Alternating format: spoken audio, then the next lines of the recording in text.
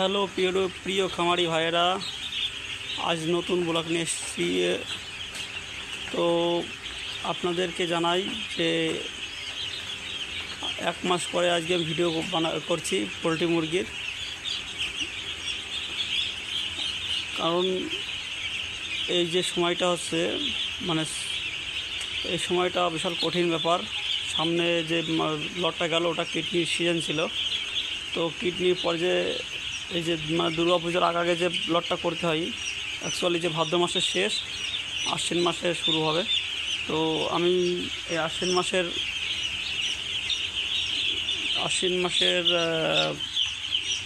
লাস্টের দিকে মালটা আমার তোলার চেষ্টা করব। কারণ আজকে ভাদ্র মাসের মানে 28-29 হবে, সঠিক জানি না বাংলা মাসটা। তো আপনাদের জানাই যে সমস্ত খামারি ভাইদের, তো এই সময়টা মুরগি নিলে পর কী হয় আর কীভাবে যত্ন করতে হবে সেটা আমি বলবো। তো আপনাদের এটাই বলতে চাই যে পোলট্রি মুরগি চাষের সম্বন্ধে বলছি, আপনারা সবাই মন দিয়ে শুনবেন। দেখেন, পোলট্রি মুরগি আমি বাচ্চা নিয়ে এসেছি, আজকে 3 দিন বয়স হলো। এদের কোনো তাড়ানোর কোনো দরকার নেই। একাই দেখেন জল কীভাবে খাচ্ছে এবং ম্যাশ কীভাবে খাচ্ছে। তো এদের তাড়ানোর কোনো প্রয়োজন নেই। অনেক খামারি ভাইরা দেখি মুরগি তাড়ায়। আর লাইট দেখেন, এই লাইট একটা আছে, এখন একটা বোর্ডিংয়ে একটাকে লাইটটা ভালো করে দেখাচ্ছে আমি ঘুরে। এই যে একটা বোর্ডিংয়ে একটা লাইট, আমার মোট 3টে বোর্ডিং, টোটাল হচ্ছে 1500 ক্যাপাসিটি আমার। তো সমস্ত খামারি ভাইদের বলতে চাই যে পোলট্রি মুরগি এই টাইমটা কীভাবে যত্ন করবে। আর ফ্যানটা কী জন্য চলছে সেটা আমি বলছি। এই যে ঘরের মধ্যে যে গ্যাসটা হয়, এই গ্যাসটা বাইরে বের করার জন্য। তো এই ঘরে গ্যাস হলে পর কী হয়, পাখিটা ঘামে এবং ওরা ফিড কম খায়, জলটাও কম খায়। তো আর কী হয়, এগুলো ফিড কম খেলে, জল কম খেলে কী হয়, জলটা মেন আছে, জল বেশি করে খাওয়ানোর। তো জল কম খেলে কী হয়, এদের ইকোলাইটা ধরে খুব তাড়াতাড়ি ইকোলাইটা ধরে। আর এই কারণে আমি এই ফ্যানটা চালিয়ে রেখেছি, যেটা অ্যাক্সেস ফ্যানের কাজ করছে। ফ্যানটা ভালোভাবে দেখে নেন, এই যে একটু ফাঁকা আছে, এখান থেকে পুরো গ্যাসটা বেরিয়ে যাচ্ছে।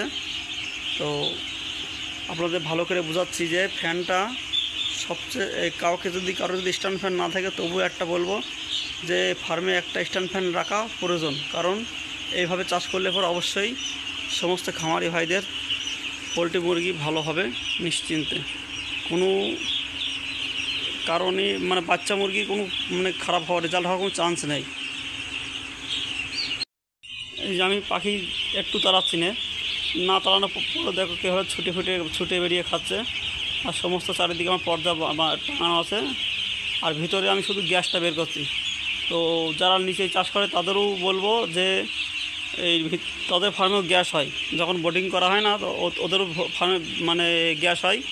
তো ওই গ্যাসটা বের করার প্ল্যান হচ্ছে এইটাই একমাত্র উপায়।